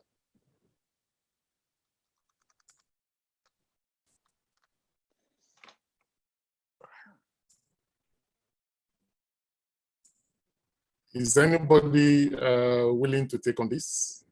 They are supposed to be the regulatory authorities. Are they actually, their policies, are they also in line with the objectives of Industry 4.0? Because we can cite this also already in several regions in Africa. Some regions are actually moving faster than some. So I think there's some little regulatory problem here, really. And Magnus, please. Yeah. I was mentioning a little bit earlier around the progress that we're making around policy, and I attended a very interesting forum presentation by the African Union, and I think IDEA, if I'm not mistaken the name, is an entity under the African Union who is doing some very interesting research around education on the continent. And they pull out a very interesting report. I think you can have it online directly on the African Union platform. Outside of the 54 countries in Africa, you only see 5 of them who actually are scoring decent, I would say average, when it comes to digital transformation, digital education, digital policy that they're implementing. So only very few. If we say, so it means that 49 countries are really not doing much to actually enable the system to accommodate technology in the education system. Agencies across all these markets are trying to do, most of them are piloting programs that are very much toward transforming the education system, but also show value around the impacts that this can bring. But you will still find very few actions that are taking end-to-end the entire ecosystem, from the curriculum creation to capacitating teachers to enabling the environment for students before actually accessing, providing access to employment. Another key things here is the power and the impact that we bring in when leveraging private sector. The thing is, in most countries, the role of private sector has been very much like the roles who are providing employment. So they're not very much playing a key role beyond the employment section. So it's very much important. And some organizations, some agencies are seeing that more and more, but there's the need of putting a structure in the framework around the role of private sector in providing guidance into the job market today. In 2020, when the COVID breakout, Microsoft did a very interesting study with LinkedIn and the team, and we've been basically able to identify 10 most in-demand roles. Unfortunately, what we're actually noticing is we're training students for the sake of training, providing them with skills, but actual skills that can actually land them in jobs and are really being taken into consideration very strongly. And I was very amazed when I wouldn't mention the country, I was in the country on a business trip recently, and I was discussing with a nonprofit organization who was basically training youth. And I happened to notice that she mentioned to me that, oh, Magnus, do you know that we're receiving students who have been graduating with a master's degree in technology, in the computer science, but actually these people never actually touched a computer. They never touched a computer. I was really astonished. I was like, really? How can you go for a master's degree in technology, in digital skills, in computer science, and you have actually never touched a computer? You've never seen it, because this education system is not actually being enabled enough to be able to provide the skills across which is taking into consideration the infrastructure, the policy, the curriculum, etc., for us to be able to say we're actually equipping our environment. Thank you so much. Thank you. And Tunde, over to you, please. Your mic is muted. Oh, sorry, I always forget it. Okay, so I would like to go back to the industry 4.0, or more and more we are calling industry 5.0, because the human aspect coming back again to the mass production. So when I think that all of you have heard about the smart specialization strategy of the European Union, and the smart specialization strategy is more and more harmonized with the African policies as well, or policy makers as well. I know already the introduction of the smart specialization strategy is already accepted in Tunisia, also in Rwanda, also in South Africa, probably in some other countries as well, but I have no knowledge about it.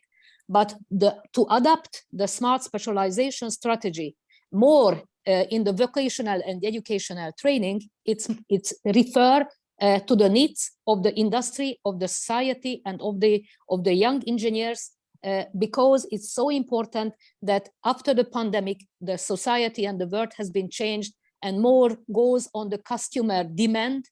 Customer can be, for example, the learner, and we can talk more and more about the on-demand learning, on-demand based learning, vocational and educational learning.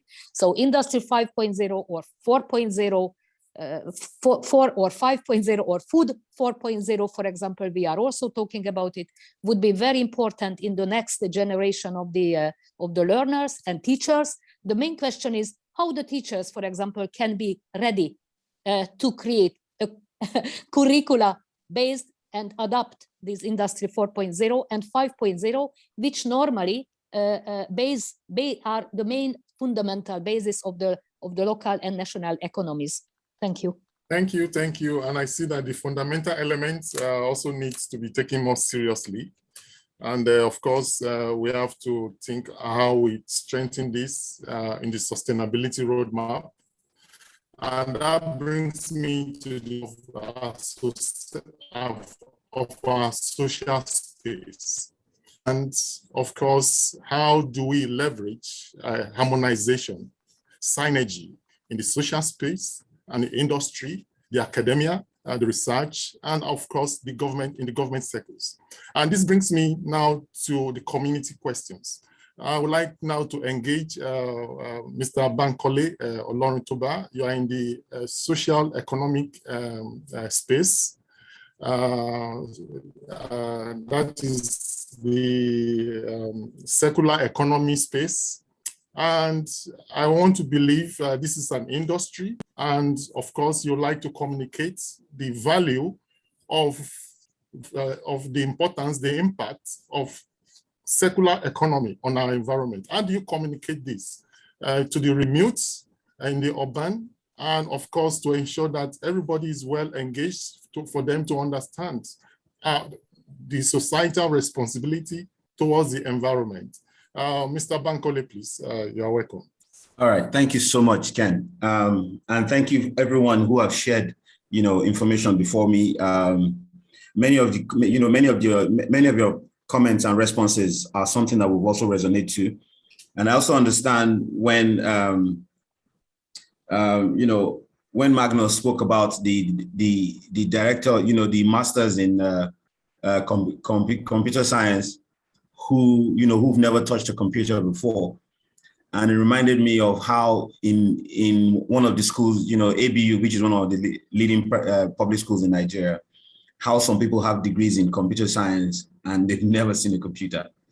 In fact, they teach things like Fortran and all that. I'm sure Magnus will be laughing at that. But anyway, around climate innovation, I think that being able to create a communication model is really very key. For us, what we've done over time is to sort of understand the different categories of people that we are dealing with when it comes to climate change and the role of education. So our mix generally, when we're dealing with an ecosystem, and I've used this in, when I was teaching in the tech ecosystem, when I started the first incubator in Abuja called an Inspire Incubator, and formed something called Network of Incubators and Innovators in Nigeria, which I'm still going to come back to Magnus, sometime in the future to discuss some possibilities. I really think that being able to know how the ecosystem works of the different groups of people that play within that ecosystem helps you know how to channel the best of resources for easy understanding. So you can't use a one-size-fits-all, when it comes to dealing with people. When it comes to a certain demography, you have to use the language of that demography. When it comes to a certain group of, businesses, you also have to speak that same language. But for us, we thought about it that let's look beyond just, economic categories, right? Let's really look at social categories, and let's look at people within, the bottom of the pyramid, people with not that much formal education, who are constantly being affected, by climate change. They are the ones who are really vulnerable when it comes to climate change. And these groups of people being able to communicate in the simple language that they understand helps them learn more around the impact of climate change. So what did we do? We held a pilot program in Lagos where we focused on public schools, right? We have the private schools, the well-attended schools where, they have A levels and do the foreign trips and that, but no, we chose the public, the public schools, because this public schools sort of represents a nucleus of the types of families that are always being affected by climate change. And we started a program called Student with Awesome Green Ideas. And this program, first of all, had to teach the teachers how to teach the kids about climate change. So it was important that there was a train-the-trainer model somewhere around that line, because you really don't want to speak over the head of the target of the people you want to reach. And you also have to fit it within their level of, economic curriculum. So even if I'm telling you about solar panel, I'm likely going to break it down in very simple sense of what it means, for a 10-year-old or 12 or 13-year-old to know what a solar panel is. So it took a lot of effort for us to come up with a simple document that can help students, within that high school grade between 10 and 17 or so, learn a lot around green economy, climate change innovation, adaptation and mitigation. So that was one set, right? And what did that lead to? What we saw at the end were that the students wanted to create innovation from what they were taught, right? For many of them, it was a new knowledge, and they're willing to let it go. And one other thing that I've come to realize again is that if there's one thing we miss a lot, is understanding the role of local dialects when it comes to education, right? We all speak about China, we speak about Japan, even across Europe, Germany and co, right? You have your schools or education sometimes are being taught in local languages. And now English is a borrowed language for all of us, right? There are lots of conversations that are missing because of summaries, right?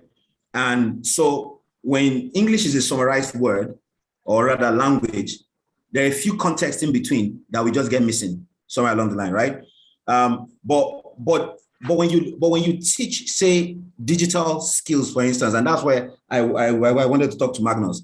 I said there was a pilot we did back, I think about 5 years ago, where we attempted to teach some basic SMEs and some group of persons from a certain demography, not too well to do in terms of education, about how to use a computer. And we kept trying to speak English here and there, it just didn't work. But the moment we use Hausa to teach how to use a computer, you could see the spark in their eyes. They were super excited. And these guys, I mean, the standard commands are normal, right?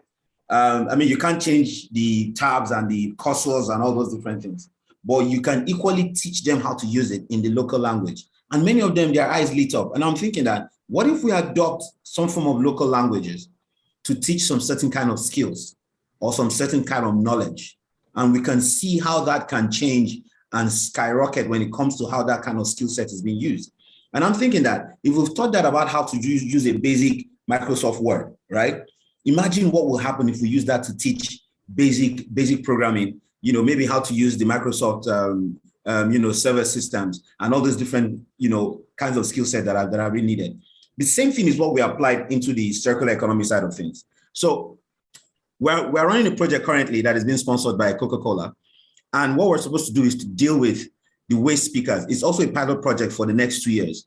And we're dealing with waste speakers, right, who are from the bottom of the pyramid. By this sort of category, I mean people who have maybe a formal education up to maybe grade 6 or maybe grade 7 or 10 or so, right?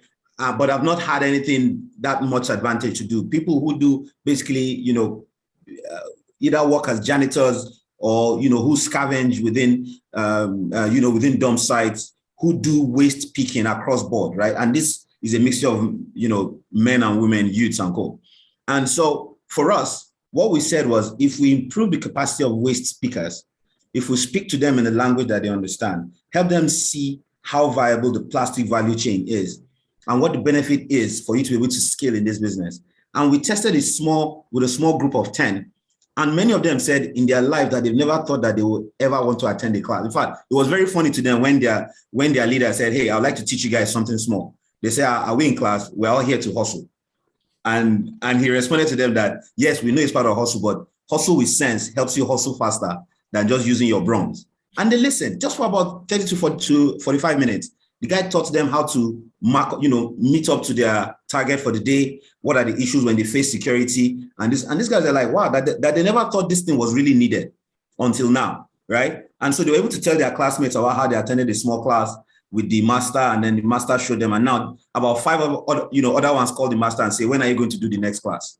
So this is from the waste speakers community. And when I'm saying this, I mean, these are people who have no formal education, who don't speak English, right? But the waste speaker, aggregator was able to use the local dialect to teach them the business of waste speaking. So they don't just become drones, just speaking and picking and picking without having an understanding of how to scale in that business. Because the more they scale, the more the aggregator also scales. So it's important he teaches them how to understand that business. And so if you see that across board when it comes to attitudes on how we change plastics, on how we deal with plastics, which also helps us understand that we need to create a behavioral change program. Nigeria is a youthful population. I mean, our friend from, the prof from EBU also said it, that the age median is about 20-something years old, about 25 or 26 thereof. And so these guys, simple things like entertainment, comedy, and co really appeals to them, right? And so we created a behavioral change program that is quite academic in one way or the other. And we're able to use that to sort of help them engage with what it means to run, to understand climate change and plastics, right? And also, we also looked at that aspect of having to understand what the law says. And so breaking these things down to local dialect, I think it has worked a lot around how many learn on new technologies, learn about new models. Because if you look at the climate change clusters across in Africa, they are quite traditional in model. And that's because they've been doing this for such a while and they've not ever bothered to think about structure and creating systems. So with innovation centers like ours and knowledge experts like you also, being able to help create systems around the kinds of model that they know. So we're not disrupting and changing it, right? We're rather just helping them to strengthen it with the use of technology. And so how do you tell someone, like the platform we're using, Ken, called Kudoti, how do you tell someone to upload the data sets of the number of the tons of plastic that have been collected in a day, right, on a platform without them understanding what that means, right? And so if you speak to them in their language, and funny enough, they all have smartphones and they watch skits, they watch this, they watch Instagram videos and co. But once you're able to show them how that useful is, then they can begin to use it on their own. So I really believe that, the use of local dialect, right? And then being able to understand the kinds of languages that each demography or each stakeholder speaks helps you to be able to educate them even further, and being able to understand that what impact means to funders are usually different from what impact means to beneficiaries. And we've had that conversations a whole lot of times. Understand what the beneficiaries want, and let's walk back from the answer to the question. Thank you so much, Ken. Thank you so much for your presentation, which is quite impressive. And I look forward to a follow-up discussions later. And at the same time, I would like now to come back again to the, how do we ensure last mile connectivity coverage and power supply? And this is really another very critical elements in order to ensure inclusive e-education. What is missing? What are the expectations? What are the roles of industry, the government, and as well as the research and development? Do we leave this role alone to the government? What could the industry do in order to impact more reasonably their social corporate responsibility in terms of last mile connectivity? Now, I would like Eric or Mark. Probably Mark, I would like to start with you. Do you have, is Mark still online? Yes. Yes, please, Mark. Yeah, I think indeed,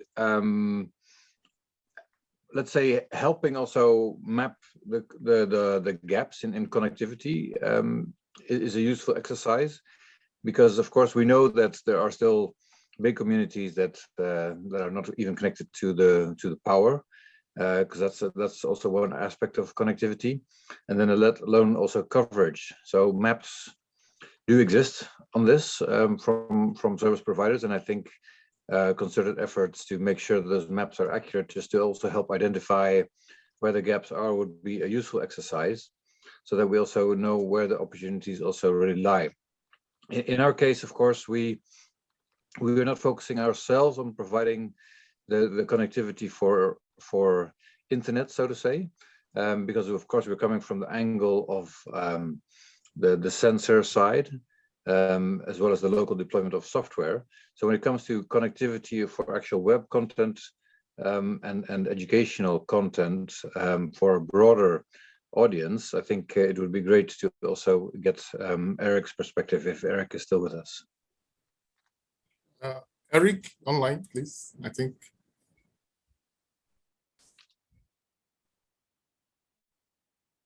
Eric?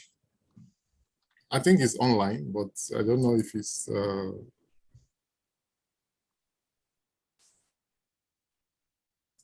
Okay, Magnus, please. Okay, Mark, thank you for your contribution. Magnus?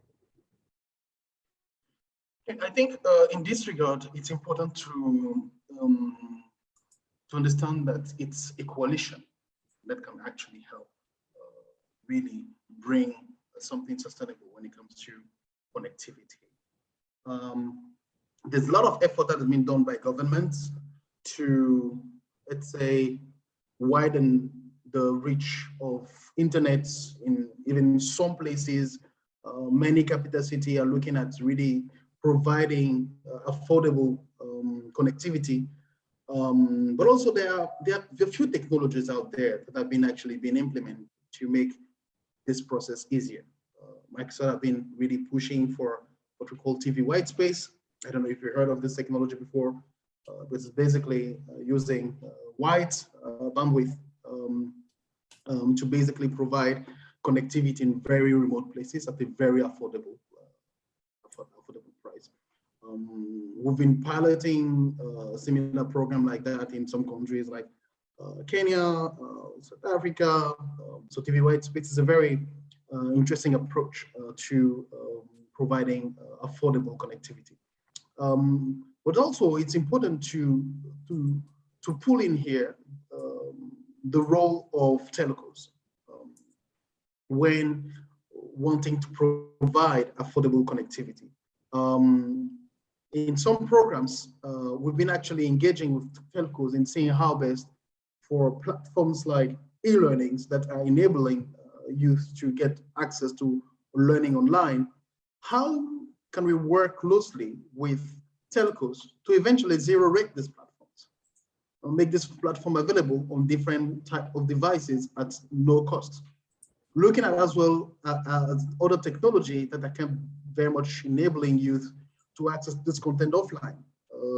Once they have access to the content once with connectivity, when they go offline, they still have access to this content and they can still further the education. These are very much kind of tools and kind of solutions that we've been actually thinking through, but it's very much important to put these efforts in the middle of a coalition between governments who is going to look at policies that can actually smoothen and make easier the process of accessing affordable connectivity, looking at professionals, company, private sector, especially telcos who are already doing a lot of things in that regard, but also how can we transform or make connectivity affordable at a lower price for even remote places, to make learning and training accessible in very remote places, but also looked at how can we really work closely also with telco in zero rating or making platforms, e-learning platform, e-learning tools affordable at price, at lower price for youth. We know that in many countries, like telcos are availing platforms like Facebook or others for free. As soon as you have the SIM card, you can access it for free. Why can't we do the same with digital learning? Why can't we do the same with e-learning platform for education purposes? So I think this is something that we should definitely look into. Thank you.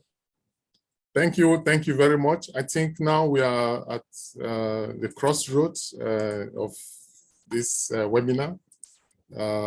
Thank you so much for all the valuable contributions. And Eric, you would like to contribute now? Is your network okay now, Eric?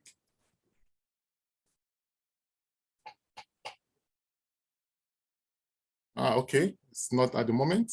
And is there any other questions from the audience which I would like to take before we round up?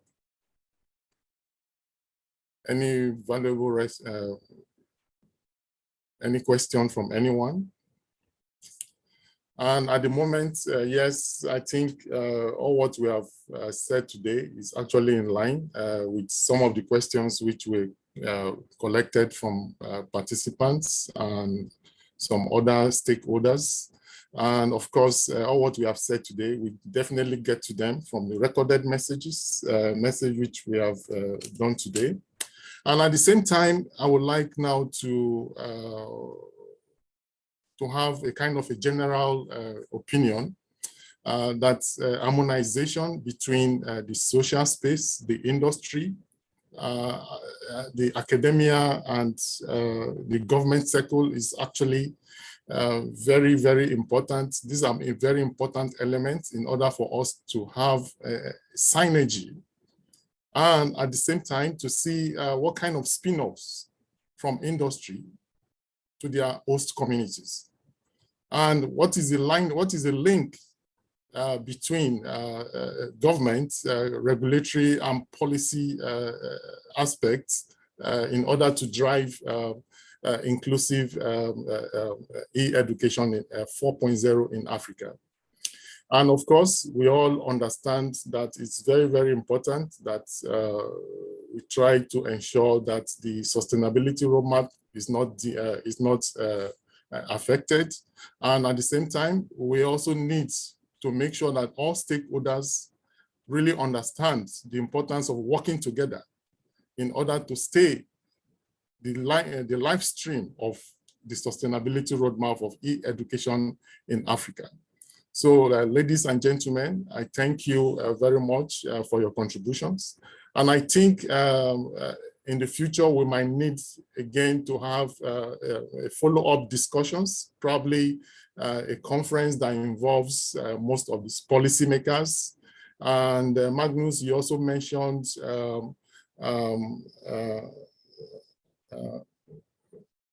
a group also in the African Union, which you engaged with, or something like that in terms of policy.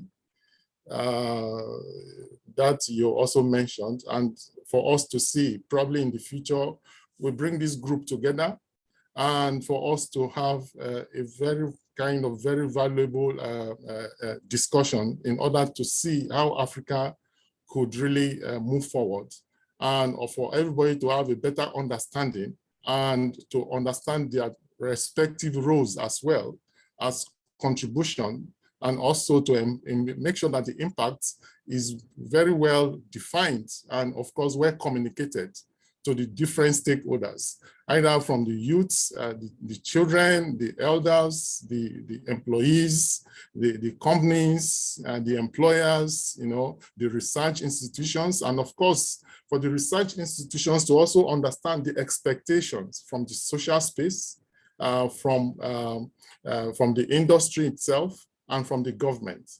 And at the same time, we would like to make, I'm seeing somebody raising the hand. Tunde, you would like to say something, please, before we close? Yes, I would like to mention to keep the group, the team, the experts, the participants together, and to create a subgroup under ADL Innet, if it's possible, on LinkedIn or on directly on the website of ADL Innet. And also to take into account that there are many donor organizations in Africa, coming from Europe, coming from United States, coming from the other countries, Japan, etc., who are bringing the money, especially for the education sector.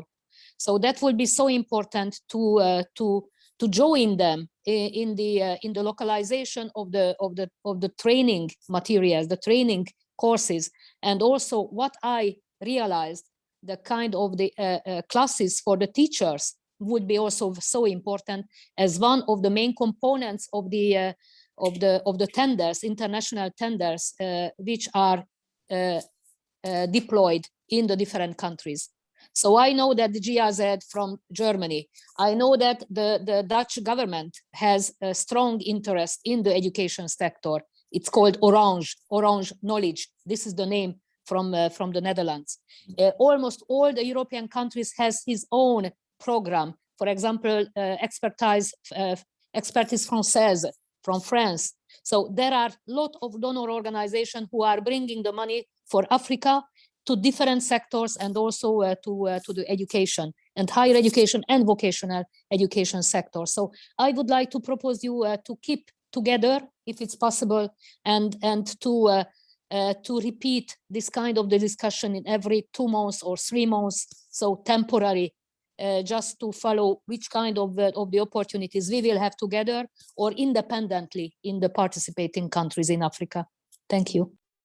Thank you very much, Tunde. And this brings me to the platform of the ADNet, the multi-sectorial community.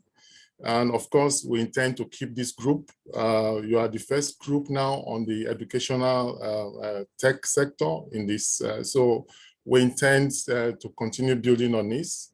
And at the same time, next year, we are also planning a conference, and which we intend to bring most of these stakeholders together in order for us to raise more awareness, and of course to ensure that every stakeholder is implementing their own roles. And according to my my colleague, he was recently in Côte d'Ivoire, and he mentioned that he met several of the stakeholders in Côte d'Ivoire and some other countries. He was also in Togo, and he saw that the fundamental structure of Africa is not really there at the moment. They are just doing a little bit of this, a little bit of that, and there's no coherence, there's no synergy, and that is why we are losing track. And that is why Africa is not really moving as expected. So we need to bring these stakeholders together and for us to have dialogue. It's more about dialogue and dialogue. And at the same time, the industry needs to be involved. Most of the industries are not really very serious about their social corporate responsibilities. This also needs to be well defined and well communicated. And at the same time, I see the impact from industry to the immediate environment, like as mentioned by Bankole in the context of the circular economy. That is a very good example of impact to immediate society. So I thank you so much for this conversation today. Thank you for your passion for Africa. And I see that there's this chemistry that is really resonating between the speakers as of today, and we look forward to the conversation. And at the same time, I'll be coming back to each one of you to see how we can all do this together. We need really collaborations in Africa. And of course, really engaging with the right authority, the right stakeholders, and that Africa really needs to be strengthened, boosted, empowered, in the sustainability roadmap. And if we don't do this, we don't have to create some kind of regrets tomorrow for our children. We need right now, it is action. It is action. We need too much of the talkings. We need actions. When you look at these high-level discussions here and there, at the end, still the same stories all the time. We need action, really. We need action in Africa. Enough of the too much talks. Action. This is what we really need. Dialogues and action. Thank you so much for your time. You have a recorded version of this webinar today. And I look forward to engaging each one of you again in respect of the conference, which we intend to host in 2023, which could be a kind of a 2-day conference. And we bring in most of the stakeholders. And we have to discuss really about the progress Africa is making in the Industry 4.0 journey in Africa. I look forward to engaging with you again in the future. And thank you so much for your valuable contributions today. We really appreciate it. And at the same time, from next month, I think the multi-sectorial community network of platform of the African Digital Leadership Innovation Network will be ready, and we'll let you know and communicate that to you as well. Thank you for your time. It's been very valuable. I really appreciate your contributions. And at the same time, I said, thank you and thank you and thank you again. Have a nice day. Thank you so much. Bye-bye. Yes. Thank you very much. Yes, yes. Bye-bye. Bye. Thank you. Bye-bye.